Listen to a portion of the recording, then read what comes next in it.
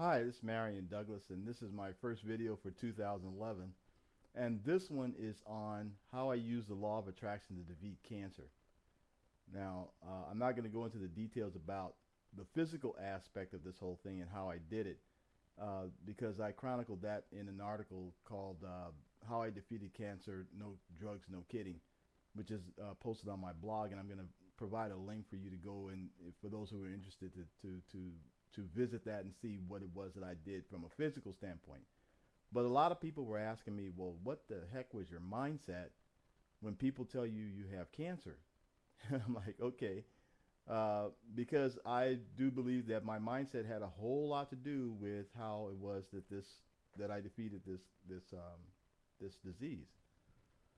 So let me give you the short version.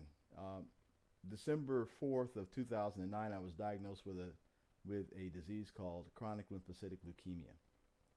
And so um, it was my numbers and everything, and all the stuff that tells you that you have a disease of some kind. They were bad. They were as bad as you could get.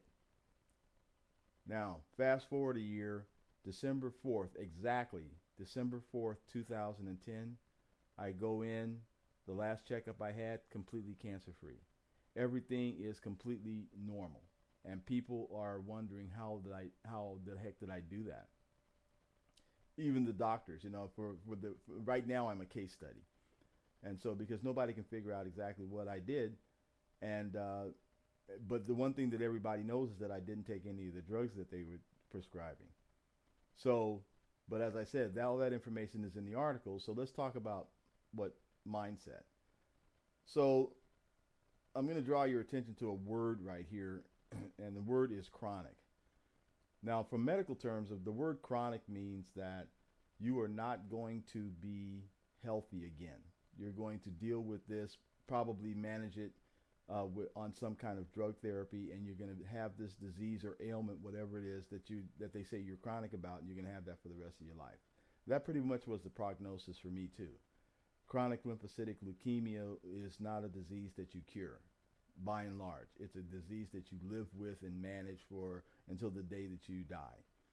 And so I talked to many people who had the disease and had it for many, many years, and they still have it today. And they were giving me what they thought was good advice, good coaching.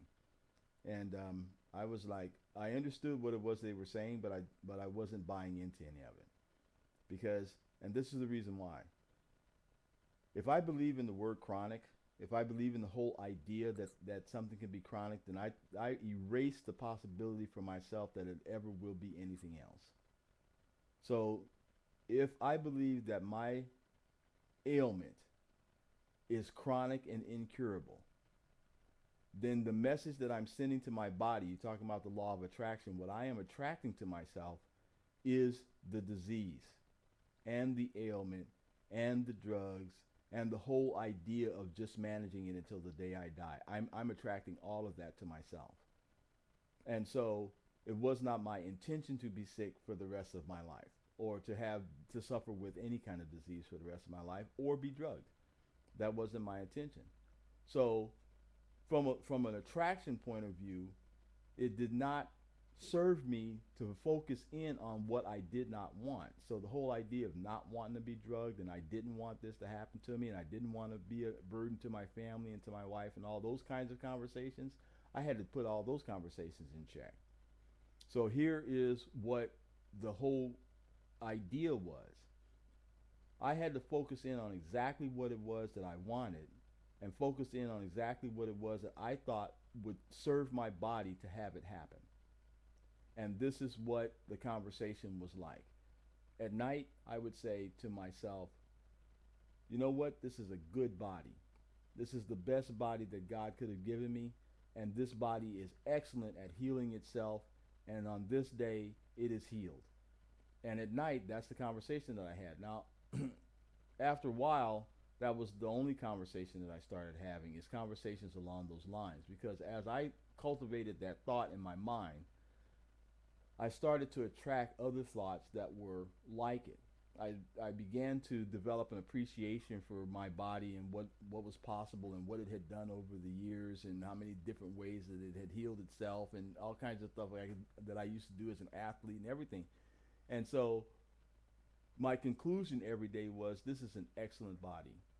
If there's a body anywhere that can heal itself completely, this is the one. This body can do it. Okay, so that's the conversation, and that conversation went on for several months. I got completely out of the conversation about what I didn't want because I knew that that one wasn't going to help me at all, and got totally into the conversation about what I did want and what my body was capable of and what God is capable of and the whole healing aspect of this whole thing. I knew good health was what was my destiny. Okay, so my my mindset got aligned with that. My body got aligned with that whole idea. My diet got aligned with that whole idea. And by the ninth month, this disease had completely turned around. It turned around so fast that it shocked everyone. And the really odd thing was that I was in the hospital on the day that it happened. And the blood test indicated that it had happened just that quick. One day it was this way, the next day it was boom, on its way on the other direction. Now the doctors couldn't believe it. They kept asking me, "Well, you're not taking any of the drugs we prescribed?" I said, "No, I'm not taking any of it. I never did."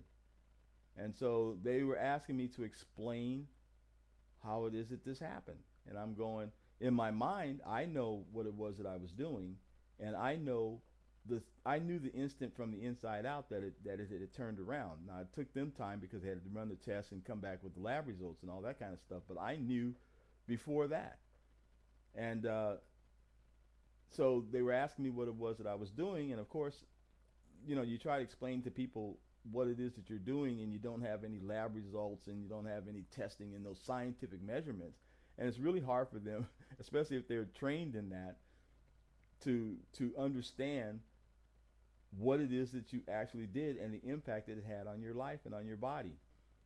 So they're all sitting around, and at one point I was sitting in the hospital, and there was like 3 doctors and 4 doctors in my room, and they were all asking me the same questions, and I was telling them this is what I'm doing.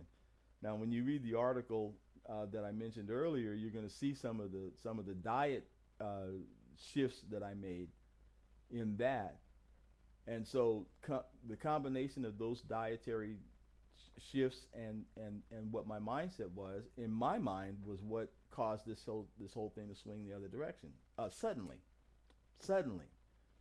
And it just happened that I was sitting in the hospital at the time that it happened, so that's what really freaked everybody out, because they actually got to see it happen. They did all their measurements and their testing and everything, and they actually got to see it happen, and that's what freaked them out.